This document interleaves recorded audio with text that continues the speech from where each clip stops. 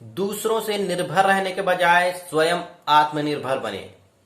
बहुत लोग ऐसे हैं जो तांत्रिकों से झाड़ फूंक करवाते रहते हैं, लेकिन उनकी समस्या पूरी तरह से ठीक नहीं होता। मेरे कहने का मतलब यह है कि 6 महीने 8 महीने के बाद फिर वही समस्या प्रारंभ हो जाता है। नमस्कार, हमारे YouTube चैनल क्या सही और क्या गलत में आप सबका स्वागत है। दोस्तों, दुनिया में बहुत लोग ऐसे हैं जो भूत प्रेत, टोना जादू आदि के चक्करों में पड़े रहते हैं, पीड़ित रहते हैं। दोस्तों, मेरे कहने का मतलब यह कतई नहीं है कि भूत प्रेत टोना जादू नहीं होता, लेकिन बार बार झाड़ फूंक करवाने से अच्छा है कि आप स्वयं आत्मनिर्भर बने। यह भी तो सोचना चाहिए कि उनके अंदर यह शक्तियां कैसे है जो झाड़ फूंक करते हैं। दोस्तों, उनके अंदर यह शक्तियां भगवान से मिलती है, ऊपर वाले से मिलती है। यह शक्तियां आप भी प्राप्त कर सकते हो। दोस्तों, मंत्र तो एक माध्यम है। भक्ति में इतनी शक्ति है कि आप अपनों की रक्षा कर सकते हो। भले आप किसी दूसरे की रक्षा ना करो, लेकिन अपनों की रक्षा कर सकते हो, खुद की रक्षा कर सकते हो। दोस्तों, जितने भी तांत्रिक होते हैं, झाड़ फूंक करने वाले होते हैं, इनके अंदर शक्तियां भगवान की भक्ति से मिलती है, साधना से मिलती है। इन लोग कठोर साधना, कठोर भक्ति किए होते हैं, निरंतर उस काम को करते रहते हैं। उनके मुख से भगवान का नाम जपन होते रहता है। इसलिए उनके अंदर, उनके इर्द गिर्द शक्तियां बढ़ने लगती है दोस्तों, और वही शक्तियां आपका इलाज करती है। दोस्तों, वही काम आप भी कीजिए, भगवान की भक्ति करना प्रारंभ कीजिए। निस्वार्थ है तो कम से कम स्वार्थ कीजिए, लेकिन भक्ति जरूर कीजिए। मैं बहुत लोगों को देखा हूं कि इन सब चीजों में बहुत पैसा बर्बाद करते हैं लोग। मेरा ये काम कर देना, मेरा वो काम कर देना, मैं ऐसा पीड़ित हूं, मैं वैसा पीड़ित हूं। दोस्तों, कब तक ऐसा करोगे? परेशान करने वाले आपको हमेशा परास्त करते रहेंगे, आपको हमेशा परेशान करेंगे, तो क्या करोगे? हमेशा पैसा बर्बाद करते रहोगे।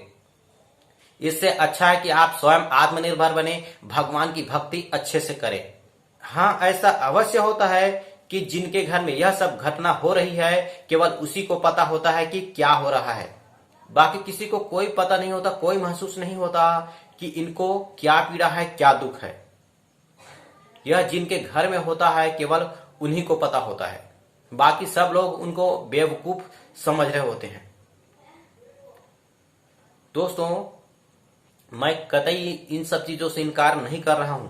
मैं तो सिर्फ आपको मार्ग दिखा रहा हूं भगवान की भक्ति का, भगवान की भक्ति की शक्ति का। आपको एहसास करा रहा हूं, आपको जगा रहा हूं कि कब तक आप इन सब चक्करों में पड़े रहेंगे, कब तक आप झाड़ फूंक करवाते रहेंगे।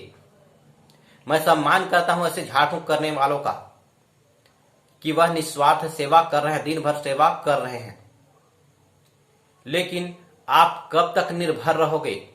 6 महीने 8 महीने में मंत्र का शक्ति असर करना कम कर देता है, या फिर पूरी तरह से बंद हो जाता है, फिर आपको क्रिया करवाना पड़ता है। दोस्तों, ऐसा बार बार करने से अच्छा है कि आप भगवान की अच्छी से भक्ति करें और अपनी भक्ति से शक्ति उत्पन्न करें। दोस्तों, भगवान की शक्ति ब्रह्मांड में घूम रही है। आपको मांगने की जरूरत नहीं पड़ेगी, आपको केवल भक्ति करना है और आपके अंदर धीरे धीरे शक्ति, एनर्जी बढ़ते जाएगा। जैसे बल्ब होता है ना, जिस वोल्टेज वाला आप बल्ब लगाते हो वैसा ही प्रकाश देता है। ठीक भगवान की भक्ति भी वैसी ही है। जैसे आप भक्ति करते हो, आपकी भक्ति की प्रकाश उतना ही प्रकाशित होगा जितना आप भक्ति करते हो। आपके भक्ति का प्रकाश उतना ही दूर उजाला कर सकता है जितना कि आप भक्ति करते हो। इन सब चीजों में पैसा बर्बाद करने से अच्छा है कि आप स्वयं आत्मनिर्भर बने। पैसा बर्बाद करते करते थक जाओगे, लेकिन आपका समस्या कभी समाधान नहीं होगा। हर 6 महीने 8 महीने में यह समस्या आपको रिटर्न मिलती रहेगी, यदि स्पिरिचुअली समस्या है तो। दोस्तों, दूसरों पर निर्भर ना रहें। मैं यह कतई नहीं कह रहा हूं कि आप उनके पास ना जाएं, उनके पास अवश्य जाएं, यदि आपसे नहीं हो रहा है तो। भगवान की भक्ति ही आपकी रक्षा कर सकती है परमानेंट। बाकी दूसरा कोई परमानेंट आपका रक्षा नहीं कर सकता। दोस्तों, आज का ये वीडियो यहीं पर समाप्त करता हूं। यदि आपको मेरा वीडियो पसंद आया होगा तो लाइक करें, सब्सक्राइब करें और शेयर करें। दोस्तों, धन्यवाद। जय शिव शंकर।